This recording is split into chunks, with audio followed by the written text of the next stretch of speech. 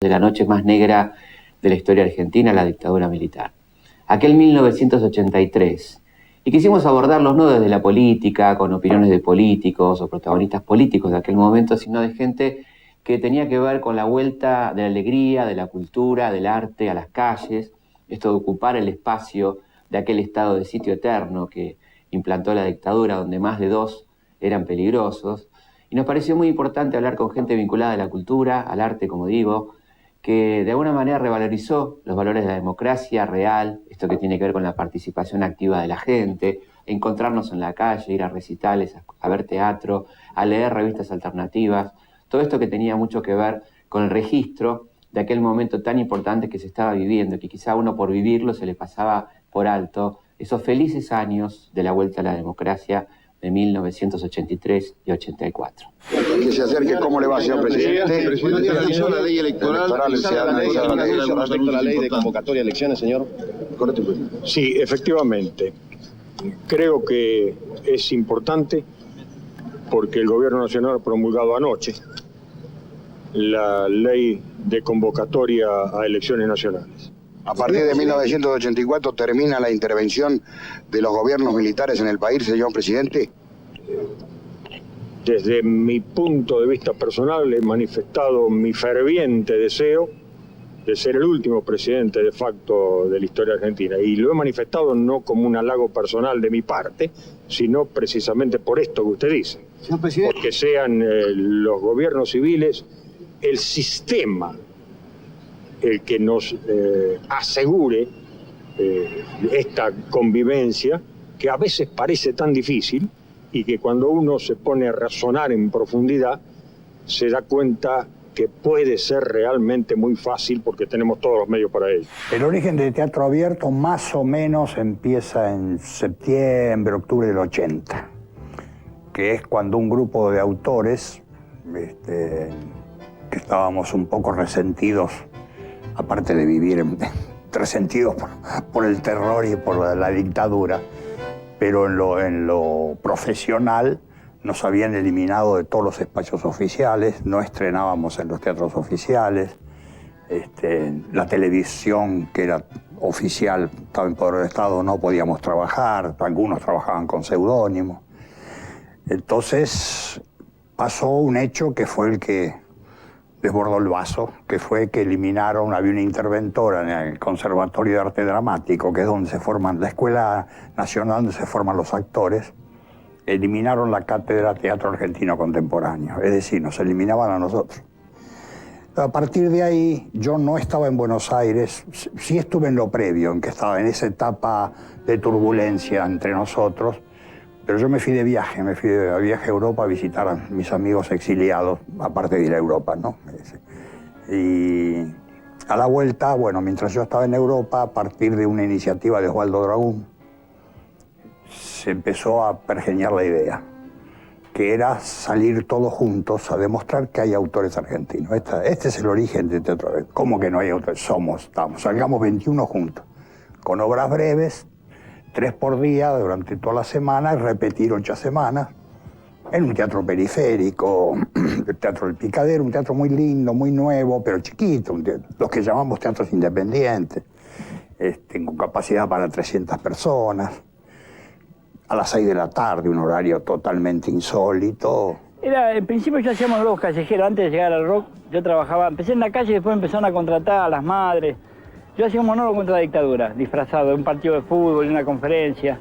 Estaba yo y yo trabajaba con Gito Oliver, quien hacía de Frankenstein, hacíamos 2 personajes raros. Él también contra la dictadura, pero disfrazado en aquella época, ¿no? Hasta que llegué al rock, que eso me cambió todo, porque la rutina cambiaba. Yo me arrepiento de haber entrado al rock. Pero ¿por qué se trabajaba monólogo eso? Porque primero que ya estábamos verificando que la gente no iba al teatro y que había que encontrar campos no convencionales para... Entonces usábamos las plazas, el Parque Lezama. Aparte vivíamos de eso porque pedíamos plata, no poníamos la gorra. Y había mucho... Todos estaban haciendo eso, Batato Barea, todos los genios. Yo no era nadie comparado con Batato Barea, con Alejandro Lapilleta, Tortonese.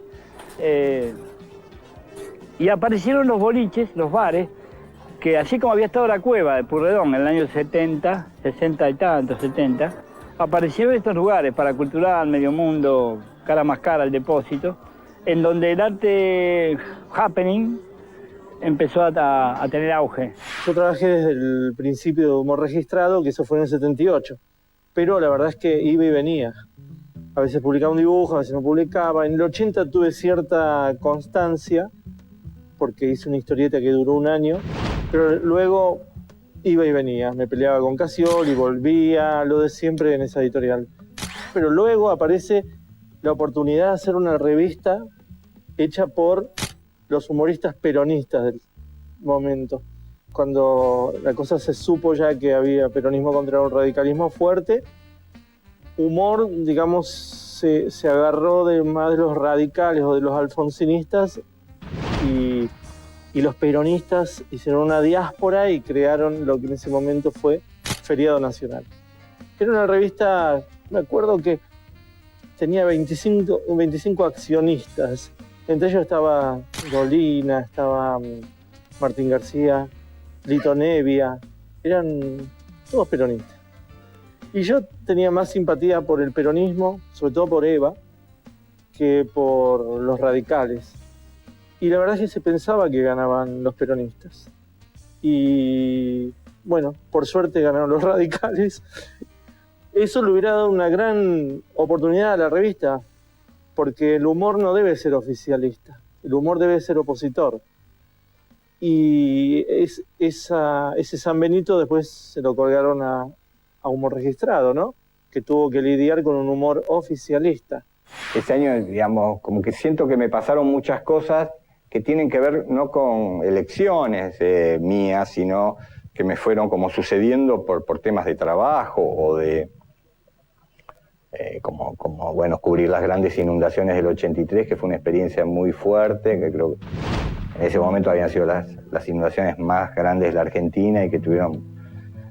pero por un lado era una catástrofe natural, pero por otro lado que me permitió conocer un montón de cosas del interior del país que desconocía y con la que me sentí muy, muy conectado. Y después, por ejemplo, ese año también fotografía a Bioy, a Borges, a Cortázar. Creo que es la última foto que hay de él, se la hice yo, bueno, o la última que le hizo un periodista, por ahí hay fotos después, pero bueno, yo la foto se la hice, creo que era no sé si fue el 15 de diciembre y él el primeros días de febrero murió del año siguiente, o sea, 5 o 6 semanas después murió.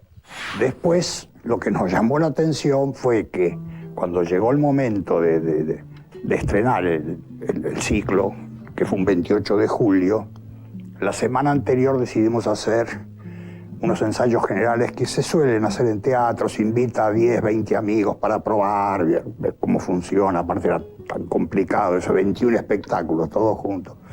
No era fácil. Y lo que nos llamó la atención, que el primer ensayo general la sala estaba repleta. Y a partir de ahí, la sala siempre repleta, con un entusiasmo de la gente que demostraba que no era un entusiasmo solo teatral. Los espectáculos eran buenos, estaban bien hechos, había grandes actores, directores, buenos textos, pero había una cosa allí que subyacía que no era solo el teatro, eran ovaciones, la gente se quedaba en la calle, ahí en la cortada que hoy se llama Discépolo, Enrique Santos Discépolo, en aquella época la cortada Rauch.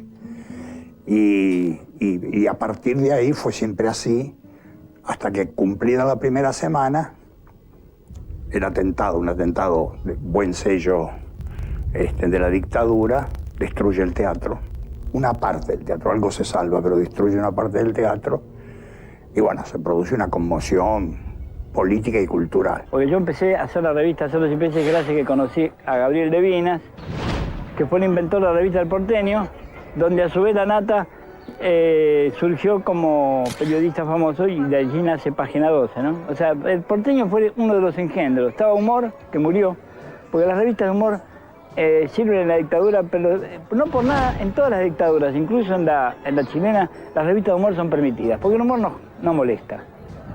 El humor en realidad parece un guiño cómplice con la gente, pero no es nada, porque no le molesta a nadie.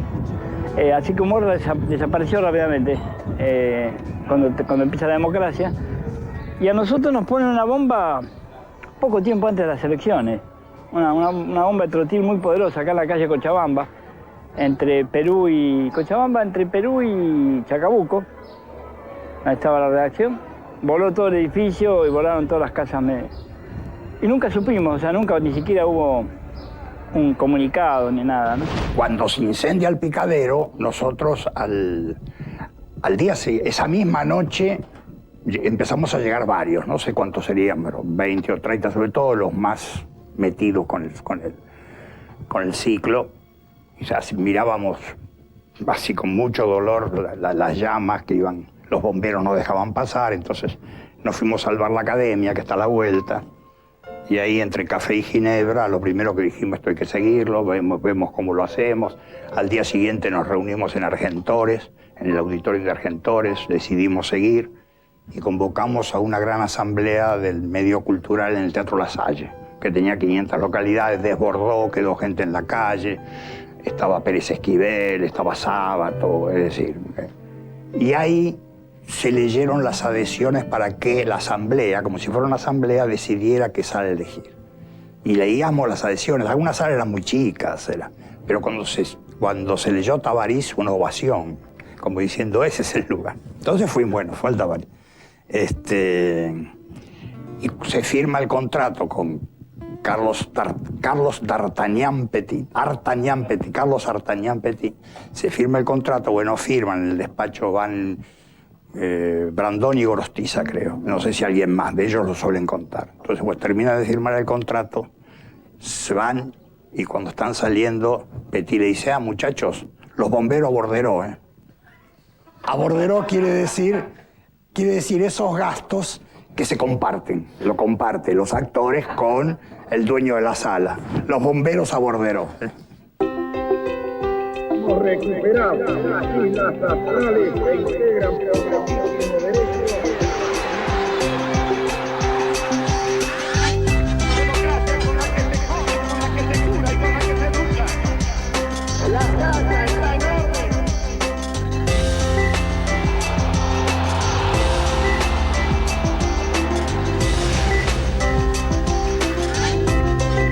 Por fuera del arco político, como decíamos, gente que tuvo que ver con aquel renacer de la cultura en nuestro país en aquel momento tan particular de nuestras vidas. Todo parecía posible, todo parecía a la vuelta de la esquina, después de estar tanto tiempo guardados. Inclusive costaba volver a hablar sobre lo que nos había pasado. Era muy importante entonces buscar los ámbitos de encuentro de la gente de la democracia, de la gente que había luchado contra esa dictadura, y evidentemente el arte, como siempre, es lo fundamental, lo que nos permite encontrar esas vías de comunicación entre nosotros, los que pensamos en que las dictaduras son siempre negativas y que son lo peor que nos puede pasar, y que la democracia, con todo lo que tiene de perfectible, es el mejor sistema que se ha inventado hasta el momento para vivir.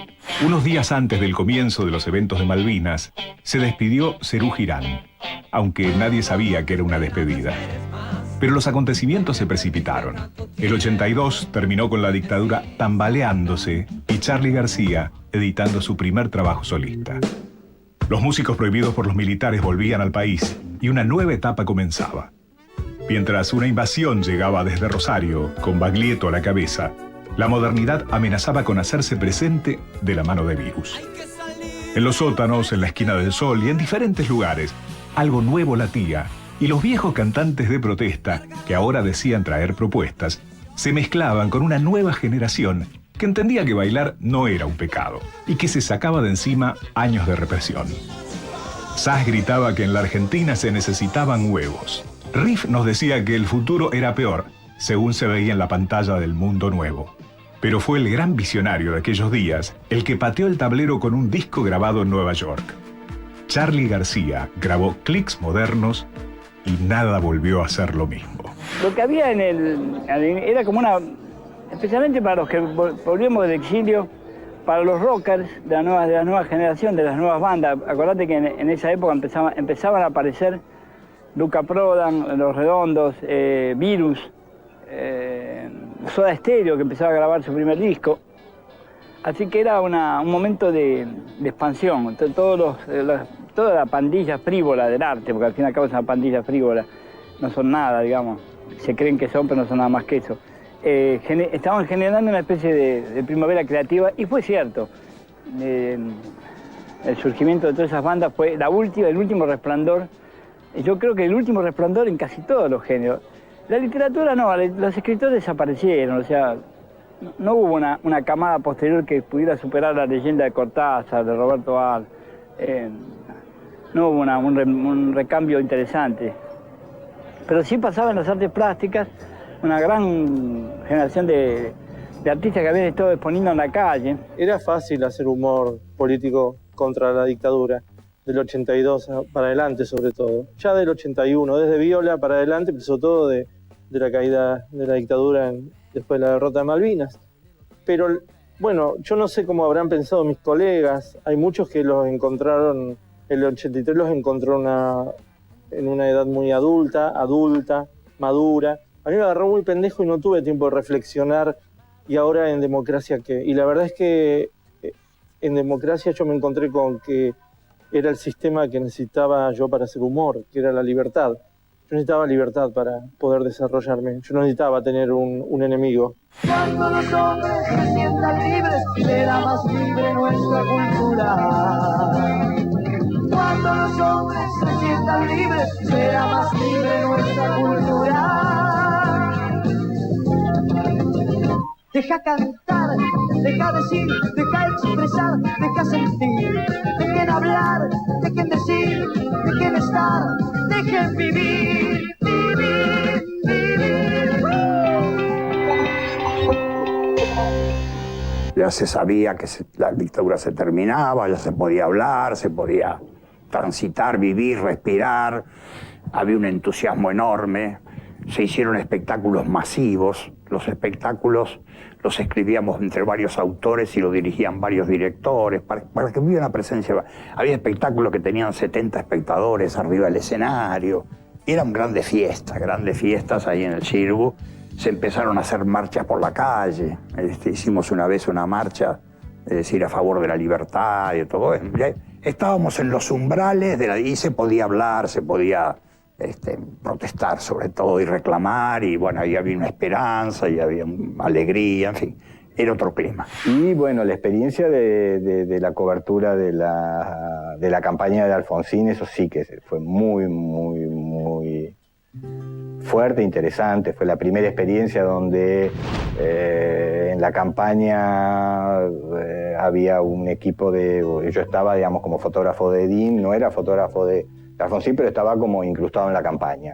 Yo no tenía que dar ningún tipo de explicación, ni me pedían ningún tipo de rendición sobre la foto que yo estaba mandando, pero yo estaba con ellos. O sea, me llevaban, me traían, estábamos juntos y fue muy, muy interesante. Digamos, no sé, dimos vuelta al país en 3 meses 2 veces y eso sí que, digamos, la cosa de cómo fue creciendo y creciendo y creciendo lo de Alfonsín y los actos cada vez más masivos y cada vez más, fue muy, muy, muy interesante. Bueno, con campaña publicitaria, con televisión, con costado humano de los candidatos y nada, yo por suerte me tocó Alfonsín, me podría haber tocado Luda, pero bueno, porque sí, porque un fotógrafo de la agencia fue con Luda y él dijo, como él le dieron la opción de elegir, él dijo, yo voy con los ganadores, voy con Luder, y bueno, yo me quedo con Alfonsín. Yo cometí el error de votar a Luder, podría haber habido una tercera opción, pero era realmente una fuerza de los amigos, ¿no? Ahí. Fue un domingo muy triste ese, muy triste. Ahora lo resignifico, pero me acuerdo muy bien que estábamos ahí en la central, que era en la avenida Santa Fe. Cuando ya se reconoció, caminamos toda esa noche del 30 de octubre por Santa Fe, volvimos por Callao, hasta Congreso, que era donde yo tomaba el colectivo para ir a Aldo Bonzi, donde vivía con mis padres, y todo eso fue un vía crucis, donde la clase media desde los balcones le gritaban a los perucas que iban caminando como si fuera la Armada Brancaleone, ¿no? Y realmente fue muy parecido a lo que se vio ahora con la 125, ¿no? Esa gente saliendo a los balcones, festejando algo que la negritud había perdido. Pero la verdad es que después no estuvo mal, ¿no?, que haya sido Alfonsín. Pero eso son consideraciones históricas posteriores. Lo que sí sucedió al comienzo de la democracia fue que después del Teatro Abierto, no sé si se acuerdan del Teatro Abierto, que fue la última manifestación grande del teatro argentino, se extinguió el teatro y fue reemplazado por el concierto de rock. Hasta ese momento el teatro era un lugar, era una... Yo me acuerdo que iba al teatro, iba a ver a Ernesto Bianco, iba a ver a... Pero el teatro murió con la llegada de la democracia, el teatro convencional. Después surge el teatro de piruetas, el teatro, la organización negra, ¿no? Y entonces el héroe pasa a ser el rocker. Clinton decía, no, yo soy un tipo nada más que usa pantalones caros, y uso autos caros, y tengo vicios caros. Lo decía también para deslindarse de esa mitología que había. Y la verdad es cierta, porque los chicos, ¿en qué se ha convertido el rock desde aquella generación? Por ejemplo, los recitales de Los Redondos en la década del 80. Eran verdaderas fiestas, donde el público era... Lo más curioso, por ejemplo, de esa banda era que el público era delincuencial, hippie, intelectuales, chicas hermosas junto a negros bastardos del Domínico. Y era un latifundio muy interesante porque se intercambiaban las culturas, se juntaba el país. A mí me hacía acordar como el carnaval carioca, en donde se junta el psicoanalista con el negro. Entonces, la esperanza era un poco eso, que se fusionara la gente, que hubiera una sociedad, que hubiera una tribu, que fuera un país tribal. Bueno, esa, la mayor esperanza creo que era esa. A mí me encantaba hablar con un negro, pistola, que al mismo tiempo en la misma mesa estaba Forward, qué sé yo. Y esto es una promesa que no se cumplió, ¿no?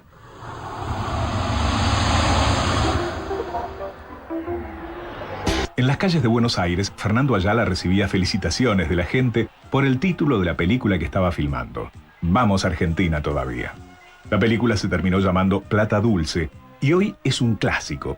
La única película que reflejó la crisis económica de la dictadura mientras se iba desarrollando.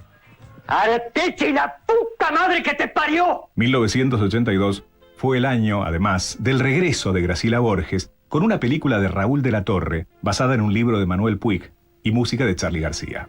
El año de Últimos días de la víctima, la película que junto a Tiempo de revancha elevaron a Aristarain a categoría de director favorito de los cinéfilos argentinos y del éxito de la insoportable Los unos y los otros. 1983 será un año de explosión de temas polémicos y sobresalen La República Perdida, con su visión de la historia con tintes radicales progresistas, y No habrá más penas ni olvidos, sobre la novela de Osvaldo Soriano. El resto eran películas de los Parchís, Olmedo solo, o con Porcel, o Tato Bores, y no mucho más.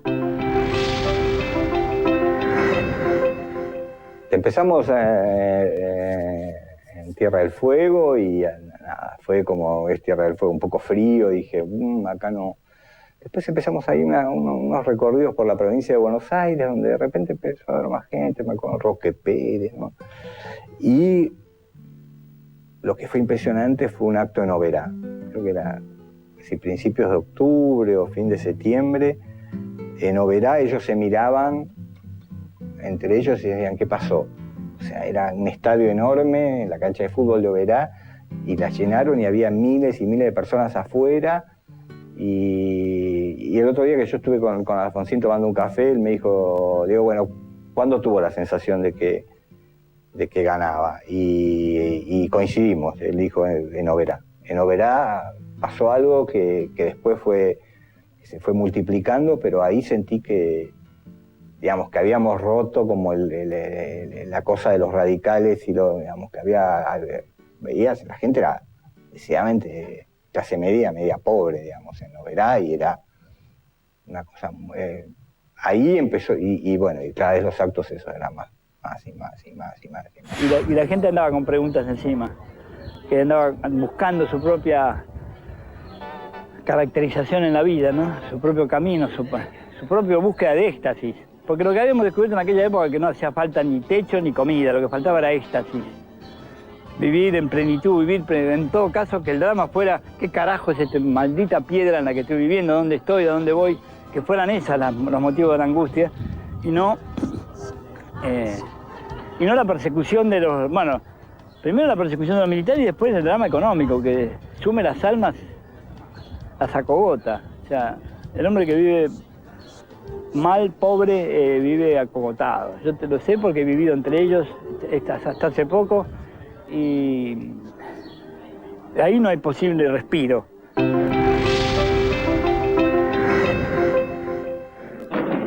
¿Por qué se reúnen de madrugada, Antonio? Que es una de las pocas horas en que se puede reunir toda la gente y porque recién a las 24 termina la actividad de otros elencos en el teatro y hoy se inaugura un periodo en el cual el Teatro del Picadero va a estar trabajando las 24 horas del día, de modo que la jornada siempre empieza a las 0 horas. Pienso que una de las primeras sorpresas que experimentaron los que un poco generaron y llevaron adelante la idea fue la respuesta afirmativa y masiva, no solamente desde el punto de vista del plantel de directores, sino también en todos los otros rubros. Primero, empezando porque 21 autores escribieron 21 obras específicamente para este evento, ¿verdad? Y luego pensando que hay en danza algo así como 150 actores. Hubo actores que actuaban en las obras, como el caso de Brandoni, Ulises Dumont, Carlos Carella, Pepe Soriano, Petraglia, Leal Rey. Éramos más de 100. Pero aparte, como una de las obras falló, era la obra de Oscar Viale, que llegó tarde y tenía problemas de producción, quedaba una media hora los jueves. Entonces ahí creamos lo que llamamos espacio abierto.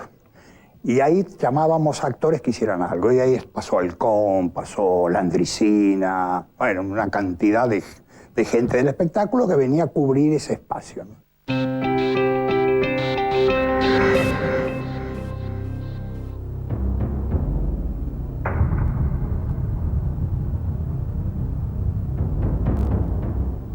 Yo no viajaba en todos los viajes con él. Los aviones eran muy chiquitos, eran de 4 o 6 plazas. O sea que había 2 aviones, a veces iba con él, a veces iba... Digamos, ese día me tocó viajar al lado de él y era el día que se había anunciado que los militares habían decretado una cosa que llamó una ley de autoamnistía, con la que, bueno, intentaban borrar todos los desastres de la dictadura y decir que, bueno, que se amnistiaban de todos los desastres que habían hecho. Y él en el avión en ese momento me dice, lo primero que voy a hacer cuando llegue a presidente es derogar esta ley. Fue un momento así para mí muy... Y bueno, él derogó la ley.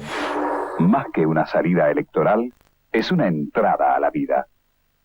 Para luchar para constituir la unión nacional, consolidar la paz interior, afianzar la justicia, proveer a la defensa común, promover el bienestar general y asegurar los beneficios de la libertad para nosotros, para nuestra posteridad y para todos los hombres del mundo que deseen habitar el suelo argentino.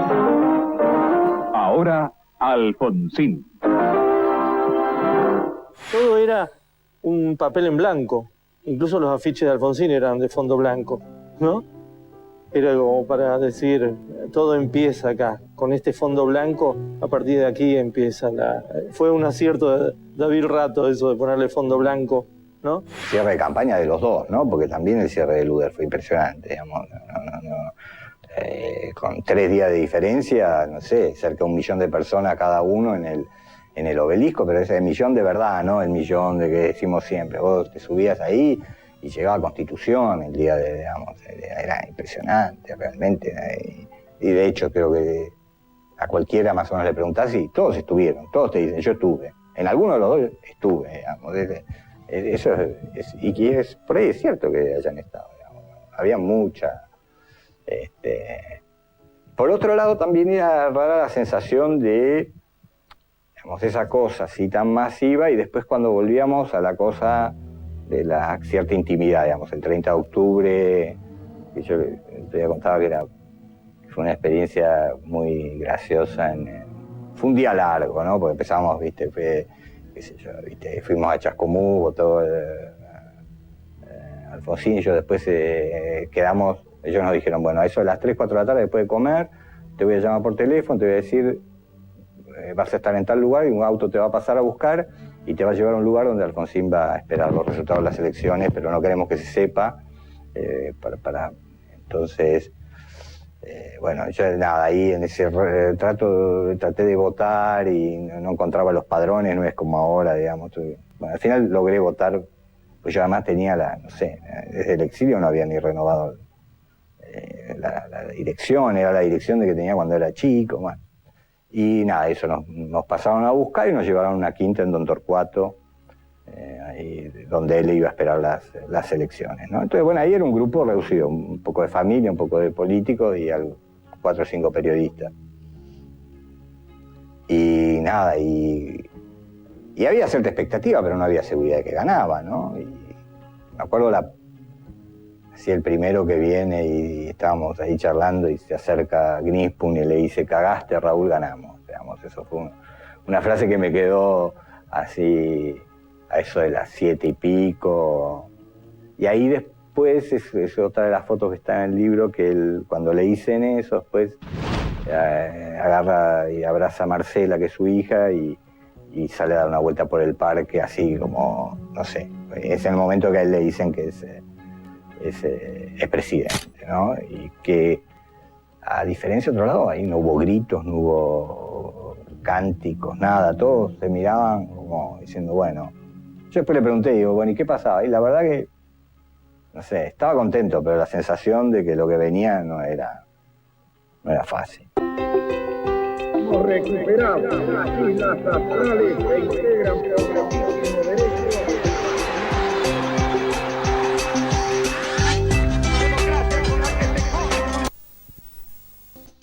Pero no por el 30 de octubre, sino por el 10 de diciembre. Porque nos citamos con mi hermano Jorge el día de la Asunción, por supuesto, donde venía la caravana por la Avenida de Mayo, desde el Congreso hasta la Casa de Gobierno, ¿no? Entonces nos citamos ahí en esa pizzería que está todavía en Avenida de Mayo y la 9 de Julio. Nos citamos ahí y caminamos conforme iba pasando el carro presidencial y todo demás, hasta llegar a la Plaza de Mayo, hasta llegar a la Casa de Gobierno. Y nos metimos detrás de Alfonsín, los dos. Detrás de Alfonsín, detrás de Víctor Martínez. Vimos cuando los recibía Viñone, es decir, en la misma fuerza de la escalera nos llevó a meternos ahí. Y esa entrada a la Casa de Gobierno me sirvió para ver un personaje que de otra manera yo no hubiera visto jamás, María Lorenza de Alfonsín. Ahí la vi y vi que entraba, si bien entraba una especie de modernidad que, digamos, derrocaba al gobierno militar, que era lo antiguo, también entraba la esposa de Alfonsín, que era realmente una señora que estaba vestida como si fuera 30 o 40 años antes.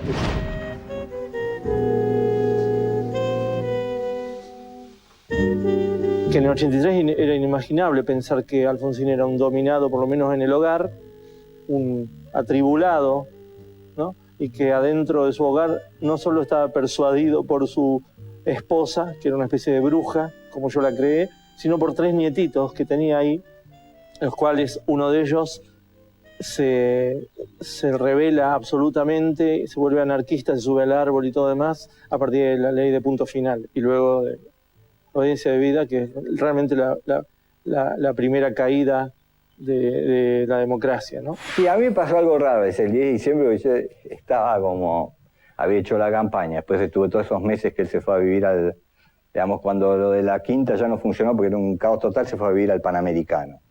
Y entonces todo era en el Panamericano, en el Hotel Panamericano, ahí frente al Obelisco, donde él vivía y además recibía digamos, toda la transición se produjo ahí. Y yo había hecho todo eso y el día del 10 de diciembre dije, bueno, yo voy al traspaso del hermano. Y mi jefe en la agencia me dice, no, Dani, esa foto la va a hacer cualquiera, porque yo lo que quiero es que vayas a la calle y hagas alguna foto. Algo diferente, libre. Estás libre de hacer lo que quieras, el 10 de diciembre. Tenía un odio, me agarró una bronca. Para mí la foto importante era la de Viñone dándole Y bueno, así que andaba por ahí y en un momento, qué sé yo, estaba ahí rondando cede la seguridad y la gente invade la Casa Rosada, y es esa foto con la que cierro el libro, donde hay un granadero como con cara de atónito mirando, rodeado de gente gritando. Y hoy día agradezco porque la foto de Viñones dándole, ni siquiera lo hubiese pensado en poner, digamos, no. En el libro no hay milicos, digamos, no puse fotos de milicos. Hay una que son una especie hay una misa donde se supone que son unos milicos, pero muy... Y no le hubiese puesto esa foto. En cambio, pero ese día estaba enojadísimo, digamos. Los primeros días del año 84 nos sentamos a hacer qué hacíamos, porque Teatro Abierto había sido un fenómeno, la gente quería seguirlo. Y estuvimos un año dándole vueltas a ver qué hacer, dándonos cuenta que era muy difícil. Entonces hicimos es decir, convocamos varios talleres de dramaturgos conducidos por un dramaturgo veterano para gente nueva, para que escribieran. Creo que se hicieron 5 talleres, 6 talleres, salieron 6 obras que fueron puestas en escena también por directores veteranos asesorando a directores jóvenes, es decir, un poco pasarle a los jóvenes. Se hizo un ciclo breve, de no mucha repercusión, pero tuvo su pequeña repercusión. Y después, años siguientes, hasta el 85, hubo un grupo, que todavía estaba Chacho Dragún en ese momento, que intentó prolongar Teatro Abierto, hicieron una cosa llamada el teatrazo, teatro en las calles, pero no tuvo esa repercusión porque Teatro Abierto fue un fenómeno antifascista. Y ahí estábamos todos juntos, nosotros, el público. Ya en Democracia, es decir, 2 integrantes conspicuos de Teatro Abierto, como Carlos Gorostiza, fue secretario de Cultura de Alfonsín, y Luis Brandoni fue asesor cultural de Alfonsín, de manera que ya estaban en el poder, entre comillas. Y entonces ese teatrazo se convirtió más en un movimiento antiimperialista, digamos, ¿no? Contra el capitalismo, contra que sí, está bien, pero ya era otra cosa. Yo no sé si hubo algún otro año como el 83, así tipo esperanza que hubo, ¿no? Pero bueno, es eso. La esperanza tiene ese doble filo. Es ilusión y luego desilusión. Habría que vivir sin esperanza, sin ilusiones tontas. Habría que vivir más parejito, ¿no? Institucionalmente más parejito y personalmente también más parejito, sin tener así momentos de exaltación y luego de depresión. Yo creo que el 83 fue un momento de exaltación y luego sí de depresiones. Yo creo que pagaban y te dejaban una moneda para el colectivo. No, yo conocí muchos delincuentes, por ejemplo, muchos. Y se han extinguido esos delincuentes. El 83 parece que, al menos para nosotros, fue un buen año. Ahora, ¿qué significa para las nuevas generaciones? Es un enigma también. Yo lo mostré, fui a dar una charla hace poco con estudiantes y la verdad que miraban interesados, pero no muy informados tampoco. Digamos, me parece que tiene unos significados para determinada generación que por ahí sufrió la dictadura un poco después, pero no sé si para los jóvenes tiene ese significado el 83. Lo importante era voltear la dictadura, que se vaya esa dictadura terrorífica, ese país de terror que no se podía vivir, es decir, el país de muerte, de todo lo que fue, no hace falta agregar mucho. Entonces fue una etapa más de política, pero no, yo no diría alegre, pero sí de decir, bueno, esto se termina, cómo se va a terminar, es decir, cómo va a seguir. Y después ya, la llegada de Alfonsín, es decir, yo personalmente, como la viví, yo con mi mirada de veterano socialista, yo desconfío de los radicales como hubiera desconfiado de los peronistas.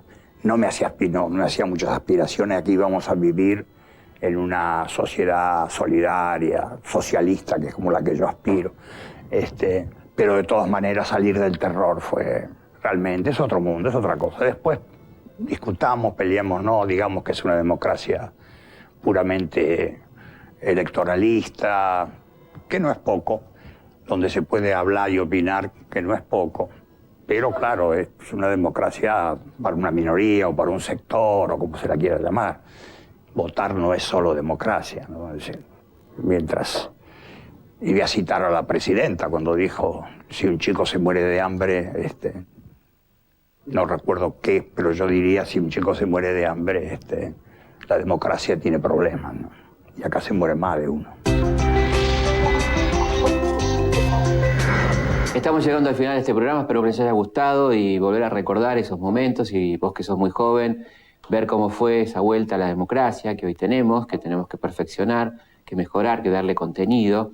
Una democracia, por supuesto, incompleta, que necesita tener este contenido social, donde realmente la igualdad de oportunidades sea mucho más que una declamación y que todos estemos incluidos en estos beneficios para que juntos tenga algún sentido defenderla. La gente que está por fuera de los beneficios, que está por debajo del nivel de consumo, por debajo del nivel de educación, evidentemente le cuesta más entender los beneficios de un sistema igualitario, declamatoriamente igualitario, como es la democracia. Por eso, para defender la democracia, tenemos que estar todos integrados y todos en los niveles de educación, salud, seguridad y consumo necesarios y básicos para una comunidad realmente que valga la pena ser vivida. Hasta la semana que viene. Hay que salir del agujero interior, largar la piña en otra dirección. No hace falta ser un ser superior, todo depende de la transpiración. Poner el cuerpo y el bocho en acción. A la vida hay que hacerle el amor, sin drama, con locura y pasión. Jugar con la imaginación, sin tener que pedir perdón.